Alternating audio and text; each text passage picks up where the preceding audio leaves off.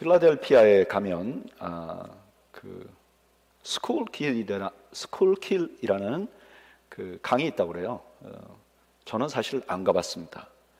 그런데 제임스 보이스 목사님이라는 목사님의 책을 보니까 그 강이 있는데 그 강이 꽤나 유명한 모양이에요. 그래서 그 강 따라서 쭉 사람들이 산책도 하고 그러는데 그 강을 따라서 쭉 끝까지 올라가면 거기 이렇게 샘물이 있대요. 그 샘물이 얼마나 맛있겠습니까? 근데 그 샘물 위에 요즘은 아마 없어졌을 것 같은데 예전에 그 제임스 보이스 목사님 목회할 때 시에서 그 샘물 위에다가 이렇게 써놨다 그럽니다. 이 물을 먹는 자마다 다시 목마를 것이다. 상당히 심오한 철학이 담긴 말을 써놓은 것 같아요. 근데 사실 이 말은 오늘 우리가 읽은 성경 말씀에서 나온 말이죠. 오늘 본문으로 한번 들어가 볼까요? 요한복음 4장 3절에서 4절. 유대를 떠나 다시 갈릴리로 가실새 사마리아를 통과하여야 하겠는지라. 예수님께서 유대에서 갈릴리 지역으로 간다 그랬습니다. 유대는 이스라엘 나라의 가장 남쪽 지역이고요, 갈릴리는 가장 북쪽 지역이에요. 이 남쪽 지역에서 북쪽 지역을 가려면 세 가지 길이 있습니다. 첫째 길은 해변으로 따라가는 길이에요. 굉장히 좋은 길입니다.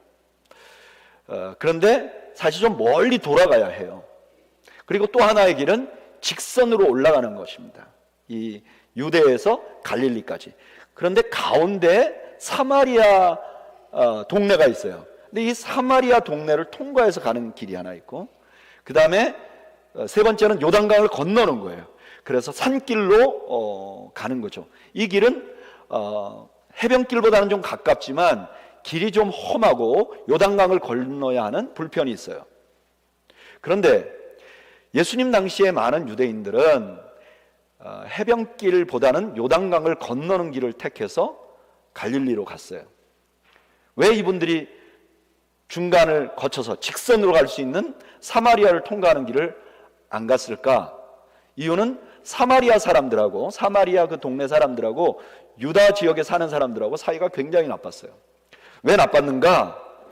근원적으로 따지면 원래 한 나라였죠. 그런데 이 나라가 남북으로 갈라져요. 북이스라엘, 남유다. 그런데 북이스라엘의 수도가 사마리아였어요.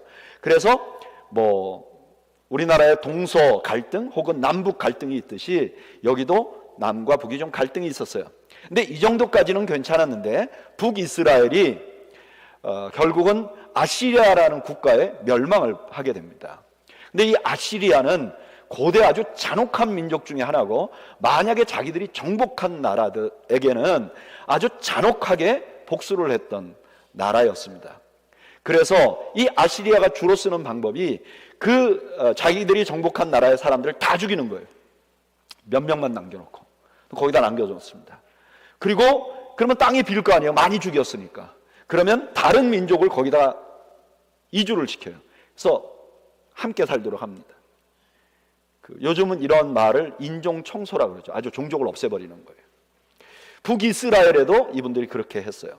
북이스라엘 정복한 다음에 상당히 많은 사람들을 살해했고요, 그리고 주변에 있는 다른 사람들을 그쪽 지역으로 이주하도록 했습니다. 그래서 남쪽 유다 사람들의 눈에 볼 때는 저 북쪽의 사마리아 땅에 사는 사람들은 이스라엘 사람들이 아닌 거예요. 일부 있을지 모르지만 대부분은 이스라엘 종족이 아니고, 또 이스라엘 종족이 아니더라도 이방인들하고 막 섞여 사니까 저들은 정통성을 잊어버렸다고 생각했어요. 그래서 유대인들이 사마리아 사람들을 멸시했습니다. 여러분, 멸시받는 사람은 당연히 기분이 좋을 수가 없습니다. 당연히 사마리아 사람들도 유대인들을 아주 싫어했어요. 그러다 보니까 사마리아 땅을 거쳐가는 것이 유대인 입장에서는 좀 부정을 타는 그런 느낌도 들고, 또 하나는 자기를 싫어하는 사람들을 통과해야 되니까 위협 부담도 좀 있는 거죠. 그래서 보통은 이 사마리아를 통과해서 가지 않는데, 오늘 본문에서 예수님은 나는 사마리아를 통해서 가야 되겠다. 아니, 왜 예수님은 남들이 싫어하는 길로 가시려고 했을까? 그 대답을 잠시 마음에 두고요, 다음 계속해서 말씀을 보겠습니다. 5절 6절 사마리아에 있는 수가라는 동네에 이르시니 야곱이 그 아들 요셉에게 준 땅이 가깝고 또 거기 또 야곱의 우물이 있더라. 예수께서 길 가시다가 피곤하여 우물 곁에 그대로 앉으시니 때가 6시쯤 되었더라. 예수님이 수가라 하는 성에 갔어요. 그 사마리아 땅에. 근데 너무 피곤하셨어요. 피곤하셨다 그래. 왜 피곤하셨을까? 예수님이 계셨던 유다에서 이 사마리아까지 가려면 오늘날로 하면 한 47km 정도 거리가 떨어져 있다고 그래요. 대한민국 군인이 군장을 메고 1시간 동안 걸을 수 있는 게 4km입니다. 그러면 지금 47km면 10시간이 넘는 거리예요. 예수님이 10시간이 넘게 걸었는데 도착한 시간이 6시. 오늘날로 말하면 정오예요. 12시예요. 그럼 12시에 거기 도착했으면 예수님께서 아마 군장을 메고 가는 군사들보다 더 빠른 걸음으로 걸으셔야 했었고 아주 새벽같이 출발하시고 쉬지 않고 가셔야 그때 도착하셨을 것입니다. 그러면 이런 의문이 들잖아요. 아니 예수님은 그 12시에 꼭 왜 그 12시에 거기를 가셨을까? 좀 천천히 가시든지 그 전날 가서 중간에 한번 숙박을 하시든지 그러지 왜 이렇게 강행군을 하셨을까? 이 질문도 마음에 담아두죠. 그리고 그 다음 본문으로 들어가 볼게요. 7절 사마리아 여자 한 사람이 물을 기르러 왔음에 예수께서 물을 좀 달라 하시니 이는 제자들이 먹을 것을 사러 그 동네에 들어갔음이로라. 그 정오에 어떤 여인 한 분이 물을 기르러 왔다고 그래요. 여자가 우물가에 와서 물을 기르는 것, 이거는 근동아시아에서 흔히 볼 수 있는 장면입니다. 왜냐하면 보통 집 안에 물이 많이 필요한데 이 물을 기르는 것은 여성들의 몫이었어요. 그런데 이 물을 기르는 것이 사실 쉽지 않습니다. 요즘에도 물을 통에 담아서 그걸 운반한다는 거 쉽지 않잖아요. 저도 매주 퓨어 워터에서 5갤런짜리 물을 사들고 다니는데 점점 한계가 오고 있어요. 무겁단 말이에요. 그런데 그 당시에는 이 항아리도 훨씬 더 지금보다 무거운 것이고 물을 가득 채워서 들고 다니려면 굉장히 무거웠을 거예요. 그러니까 여성들이 이 물을 옮기는 것 자체가 굉장히 힘들고 또 그 지역이 매우 덥기 때문에 대부분 아침 일찍이 가서 우물에서 물을 길어 옵니다. 근데 여기 나온 이 여인은 가장 더울 때 정오에 물을 기르러 온 거예요. 왜 그랬을까? 우리는 성경을 보면 그럴 만한 이유를 알 수 있어요. 16절부터 18절에 이렇게 말씀하십니다. 이르시되 가서 내 남편을 불러오라. 여자가 대답하여 이르되 나는 남편이 없나이다. 예수께서 이르시되 내가 남편이 없다 하는 말이 옳도다. 너에게 5 남편이 있었고 지금 있는 자도 내 남편이 아니니 내 말이 참되도다. 이 여자분은 큰 아픔을 하나 간직하고 있어요. 그거는 뭐냐면 결혼을 5번이나 실패한 거예요. 어떤 분들은 이 본문을 보면서 이 여자분이 아주 해픈 여자였다, 성적으로 문란한 여자였다, 이렇게 생각하는 사람들도 있어요. 그런데 예수님 당시의 유대 관습을 보면요, 이혼은 남자만 할 수 있어요. 여자는 나 당신하고 못 살아 이혼해 이렇게 말할 수가 없는 상황이었어요. 그러면 이 여인은 이혼의 피해자였어요. 만약에 사별했다 하더라도 마찬가지였을 겁니다. 그러니까 이분은 이 이혼의 피해자고 상처를 받은 사람이에요. 그런데 예수님 당시가 워낙 남성 중심적인 사회였다 보니까 어쩌면 그 마을에는 이 여자가 잘못된 여자처럼 취급하는 사람들이 있었을 거예요. 그래서 이 사람은 좀 죄인처럼 살았을 것입니다. 근데 만약에 이분이 다른 여자분들이 다 물 길러 오는 시간에 같이 물을 길러 가면 주변에 말하는 사람들이 곱지 않게 말했을 수도 있어요. 말로 곱지 않게 하지 않다 하더라도 쳐다보는 눈으로 레이저를 발사하는 거죠. 제가 보니까 남자들보다는 여자들이 그런 걸 더 잘하는 것 같아요.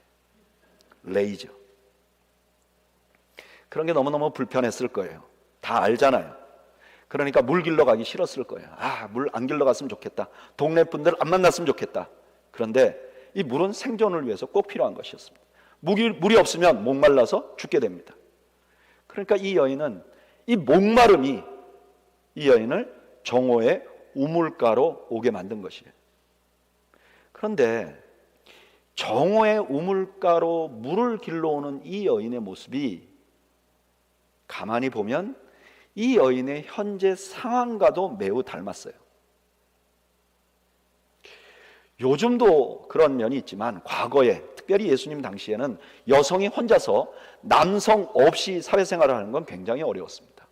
이혼을 당하거나 혹은 남편이 사별했을 경우에 여성이 장성한 아들이 없으면 생활을 꾸려가는 것 자체가 굉장히 어려웠어요. 그래서 많은 사람들이 몸을 파는 길로 갈 수밖에 없도록 내몰렸습니다. 남편이 있어야 보호도 받고 음식도 공급받고.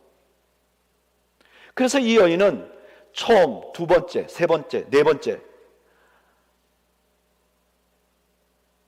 마음 같아서는 아이 질린다, 이제 남자하고 안 살아야지 이럴 만도 한데 이분이 다시 또 어떤 남자를 만나서 살고 있는 것은 자기가 너무 수치스럽고 힘들지만 생존해야 하는 거예요. 살아야 하는 거예요. 사람들에게 손가락질 받을 수 있다는 걸 알고도 내가 이게 없으면 살 수 없으니까 살아야 하니까 살고 있는 거예요. 바로 그 여인에게 예수님이 물을 달라고 합니다.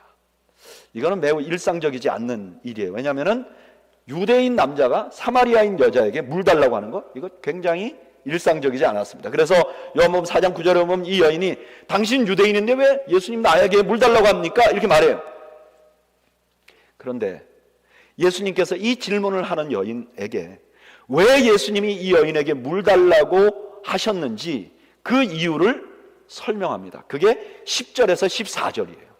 오늘 이 사마리아 여인과 예수님이 만난 스토리의 핵심 같은 말씀이 10절에서 14절까지의 말씀입니다.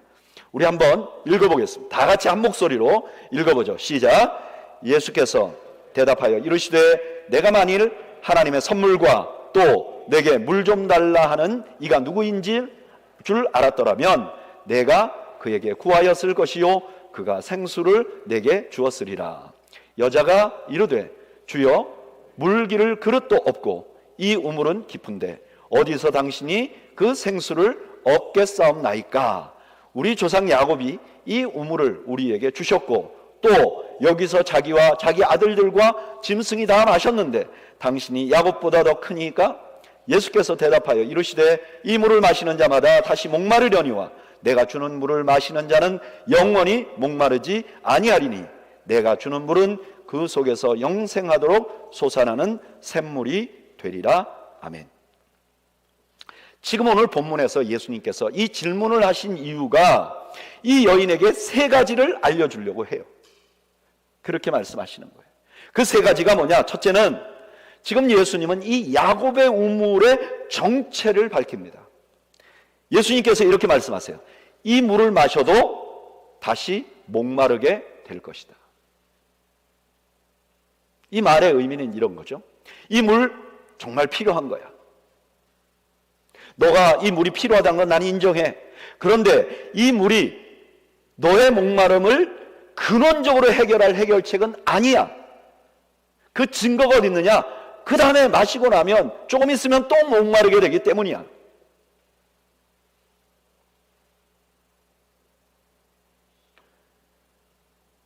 그런데 여기 목마르다는 말은 단지 물이 없어서 우리 육체적으로 목마르다는 걸 표현할 뿐만 아니라 내가 원하는 것, 내가 열망하는 것, 내가 갈망하는 것을 의미하는 말이에요. 내가 목마르다 그러면 내가 무언가를 갖고 싶다, 내가 무언가를 소유하고 싶다, 내가 무언가가 필요하다, 이런 의미가 함께 담겨 있어요. 그러니까 이 말은 이 여인에게 이렇게 들렸을 거예요. 너는 남편이 필요하다는 것 알아. 지금 이 사회에 남자가 있어야지. 그런데 그게 근원적인 해결책은 아니잖아. 벌써 5번이나 잘 안 됐잖아. 그런데 여전히 너는 거기에 소망을 가지고 남편 아닌 사람하고 살고 있잖아.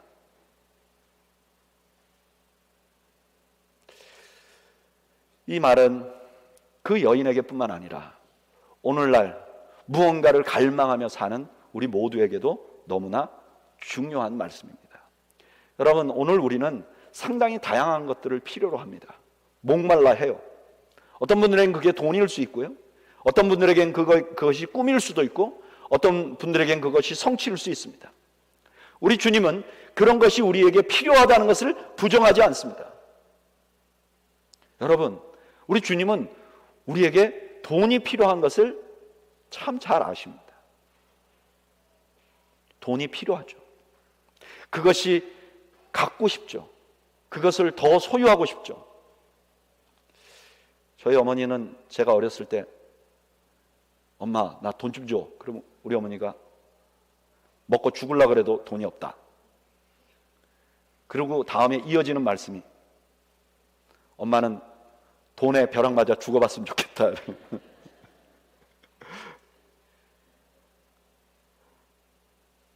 우리에게 돈이 필요하죠. 근데 주님은 이렇게 말씀하시는 거예요. 필요한 것 알아? 그러나 그 본질을 봐. 사실 이런 말은 요즘에 교회에서가 아니라 사회에서도 하는 말이에요. 2011년도에 한국에서 KBS에서 다큐멘터리를 하나 만들었는데 제목이 뭐냐면 대한민국은 행복한가? 이런 제목이었어요.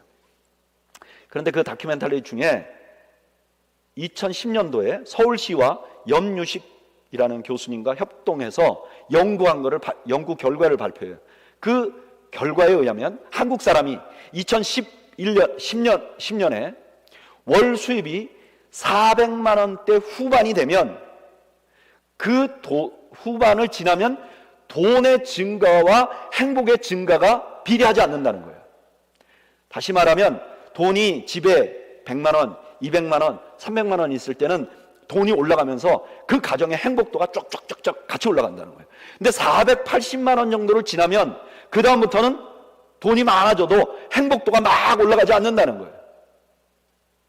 동일한 다큐멘터리에서 미국 사람 에드 디너라는 분이 연구 결과도 발표를 했는데 당시에 미국 사람들은 7만 6천 불 7만 6천 불까지는 수입이 오를 때마다 만족도가 쫙쫙 올라가는데 7만 6천 불이 지나가면 그 다음에 돈이 아무리 많아져도 그 행복도가 똑같이 올라가지 않는다는 거예요. 저는 물론 이 실리콘밸리는 좀 다를 거라고 생각합니다. 그러나 분명한 것은 대한민국의 공영방송이 여러분 돈이 많이 필요하지만 돈이 우리 행복과 비례하지 않습니다. 이 다큐멘터리에서 성공은 더 분명하게 말해줍니다. 대한민국에서 의사라는 직업은 꽤나 성공한 직업 중에 하나예요. 그런데 그 의사 중에 43%만 행복하다 그래요. 56%는 행복하지 않다고 대답하는 거예요. 자기가 원하는 것을 성취했는데 그것이 자기의 목마름을 해결해주는 궁극적인 해결책은 아니라는 거예요. 그런데 안타까운 것은 예전에 교회에서 오히려 부와 성공을 우리의 목마름을 해결해 줄 유일한 목표인 것처럼 만들었어요. 그래서 이런 부와 성취를 달성하기 위해서 하나님도 사용하라고. 여러분, 부자 되고 싶습니까? 주님 앞에 매달려서 기도하십시오. 물질의 문을 활짝 열어달라고 기도하고 매달리면 주실 줄로 믿습니다. 할렐루야. 그럼 나머지 다 아멘.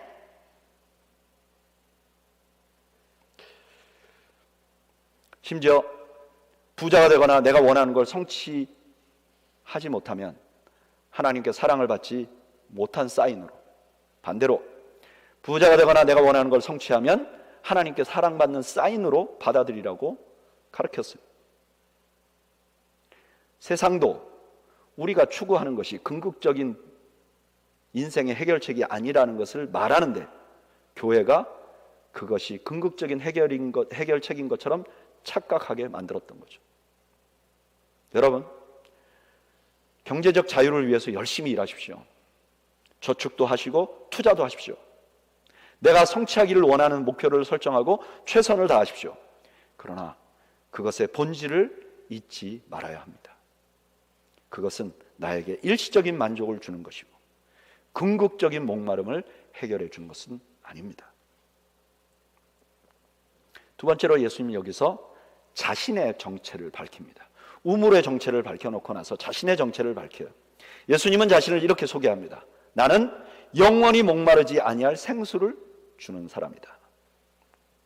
이거는 당시 아주 충격적인 말씀입니다. 왜냐하면 구약을 배경으로 하면 우리에게 생수를 주실 수 있는 분은 하나님이세요. 유일하게 하나님이세요. 이스라엘 백성들이 광야에 나왔을 때 물이 없었어요. 하나님께 구하니까 하나님께서 바위를 쳐서 물을, 생수를 내셨어요.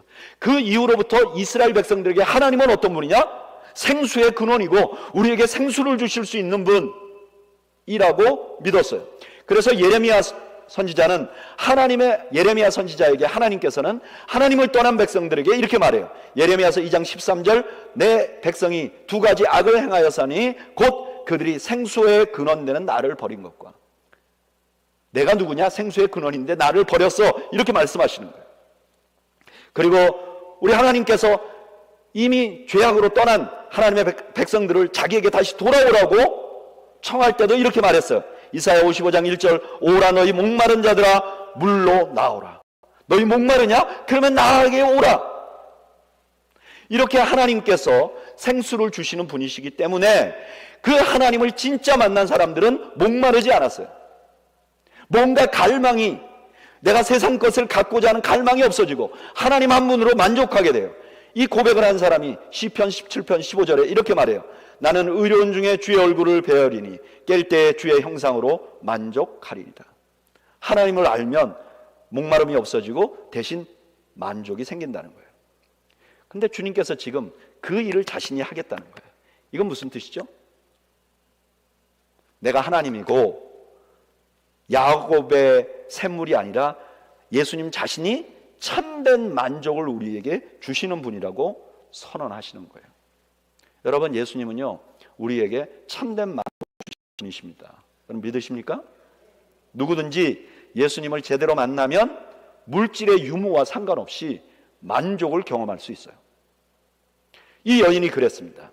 이 여인이 예수님을 만나고 마지막에 어떻게 했죠? 물동이를 버려두고 사람들에게 가서 예수님을 소개했어요. 그 물동이는 뭐죠? 자기의 목마름을 해결해 줄 수 있는 아주 중요한 도구인데 그걸 놔두고 예수님을 전하러 갔단 말이에요. 예수님을 제대로 만난 사도 바울은 이것을 이렇게 표현했어요. 내가 궁핍함으로 말하는 것이 아니라 어떠한 형편이든지 나는 자족하기를 배웠다. 만족하기를 배웠다.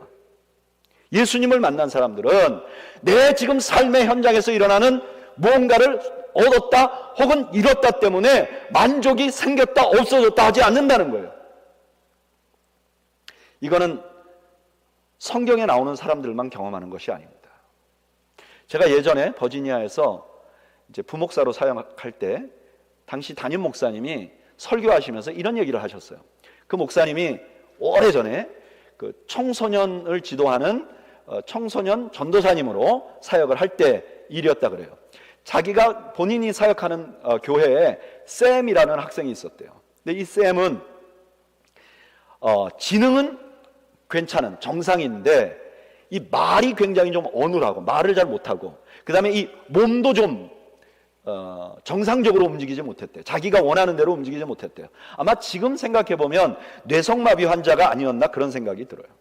그런데 이 샘이 이렇게 뇌성마비를 가지고 있고 불편하니까 학교에 가면 아이들한테 자꾸 이렇게 구타를 당하고 또는 따돌림을 당하고 그랬던 거예요. 그래서 이 샘을 보면 얼굴에도 항상 상처가 있고 손에도 상처가 있었다고 그래요.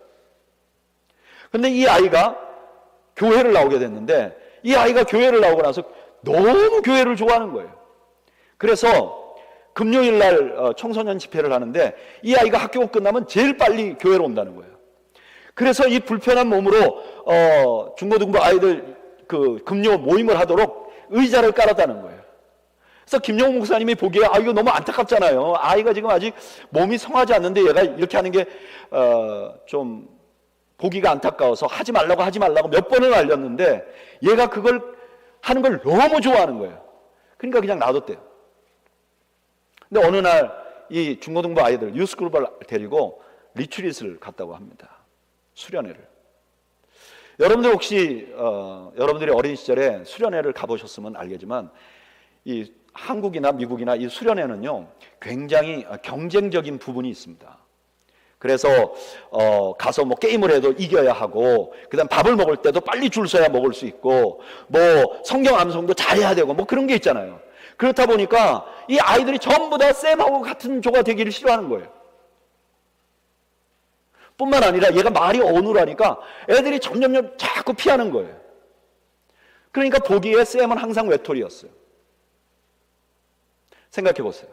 자기가 원하지 않는데 장애를 갖고 있어요. 학교에서 매일 맞아요. 그리고 자기 모습을 볼 때 자기가 매우 성공적으로 살 수 없어요. 그런데 교회에 와서까지 일주일 내내 수련회 동안에 아이들한테 차별당한 거죠. 마지막 날 아이들이 간증을 하는 시간이 있었다 그래요.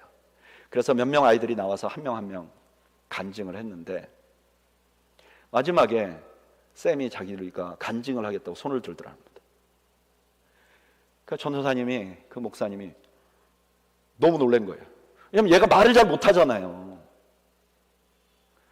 게다가 얘가 말을 잘 못하면 또 놀림감이 될 수도 있잖아요. 그래서 조마조마했대요. 근데 자기가 간증을 하겠다고 하니까 말릴 수는 없잖아요. 제가 나왔어요. 그래서 이 쌤이 어눌한 말투로 이렇게 말했다고 합니다. It's okay. 너희들이 나를 그렇게 대해도 It's okay. 내가 지금 장애를 갖고 있어도 It's okay. Because I know Jesus loves me. 왜냐하면 예수님 나를 사랑하기 때문이다. 진짜 주님을 알게 된 사람의 고백이죠. 여러분, 우리 예수님은 이런 분입니다. 그분을 진짜 만난 사람에게 세상이 줄 수 없는 참된 만족을 주시는 분이십니다. 오늘 본문이 우리에게 그것을 알려주고 있습니다. 저는 여러분들이 바로 이 축복을 누리시는 분들이 되시기를 바랍니다. 주님을 제대로 만나 세상의 목마름을 해결하고 참된 만족을 누릴 수 있는 여러분들이 되시기를 바랍니다. 이 말씀에서 예수님께서 그 여인에게 또 하나 알려준 것이 있습니다. 그것이 무엇이냐면은, 예수님께서 이 여인을 목마르지 않게 해주기 위해서 무엇을 하셨는지를 알게 해주셨어요. 자, 우리 서두에 담아놨던 질문을 한번 다시 꺼내보죠. 왜 예수님께서는 그 위험한 사마리아 길을 택하셨을까요? 왜 예수님은 자신이 목마를 정도로 그렇게 서둘러서 걸으셨을까요? 왜 예수님은 불편한 사회 통념을 깨고 이 여인에게 물 달라고 했을까요? 예수님께서는 수가성에 있는 많은 사람들이 무시하는 이 여인을 알고 있었어요. 이 여인은 자신의 목마름을 해결하기 위해서 엉뚱한 데다가 힘을 쏟고 있다는 것도 아셨어요.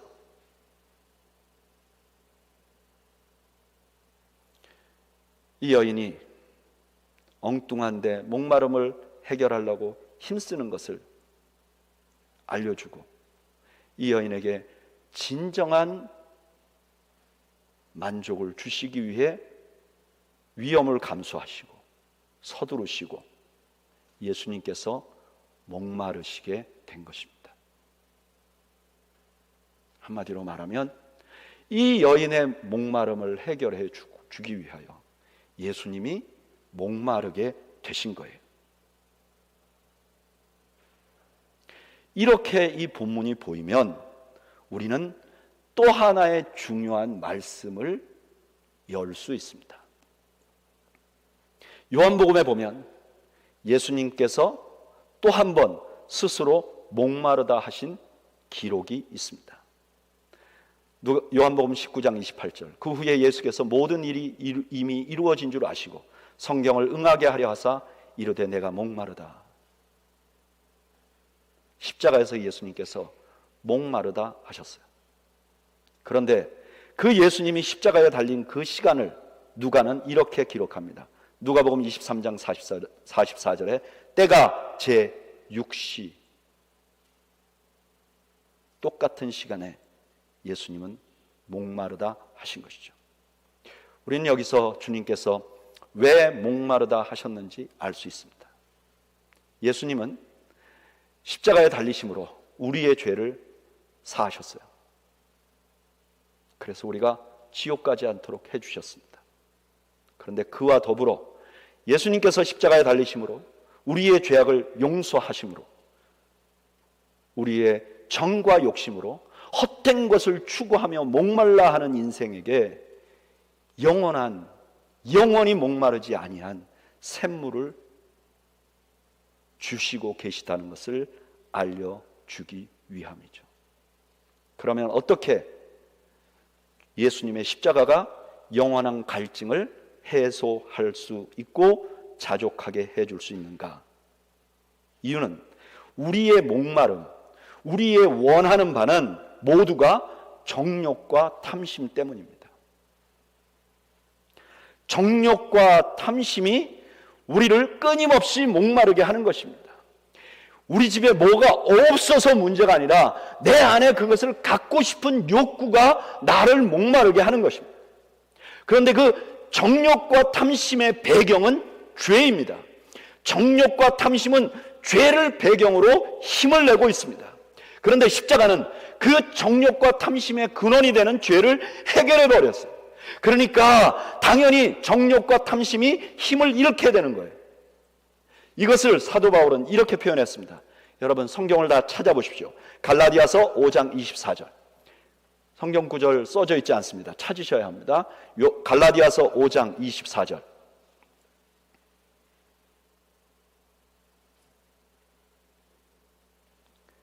갈라디아서 5장 24절. 우리 다 같이 읽어볼까요? 시작. 그리스도 예수의 사람들은 육체와 함께 그 정욕과 탐심을 십자가에 못 박았느니라. 아멘. 이 영적 원리가 우리 실제 삶에서는 이렇게 나타납니다. 여러분, 십자가라는 것은 나 같은 죄인을 위하여 하나님의 아들이 나를 대신하고 내 죄를 용서하기 위해 죽었다는 것입니다. 여러분 믿으십니까? 이걸 믿으면 당연히 자신이 원하는 욕심이 내려지게 되어 있어요. 이걸 알고도 그 주님 앞에 자기 욕심을 아뢰는 것은 정상이 아니죠. 나 죽으려고 하는 걸 살리려고 피투성이가 돼갖고 쓰러져 있는 사람에게 선생님, 숨 쉴만 하면 나가서 일해서 저에게 1,000불만 주시면 안 될까요? 이럴 사람은 없는 겁니다. 이것을 이렇게 바울은 표현합니다. 그러나 내게는 우리 주 예수 그리스도의 십자가 외에 결코 자랑할 것이 없으니 갈라디아서 6장 14절. 그리스도로 말미암아 세상이 나를 대하여 십자가에 못 박혔다. 나를 위하여 죽으신 십자가를 만나고 나니까 내가 생각하던 세상이 다 죽어버렸어요. 더 이상 생각할 수가 없게 됐어요.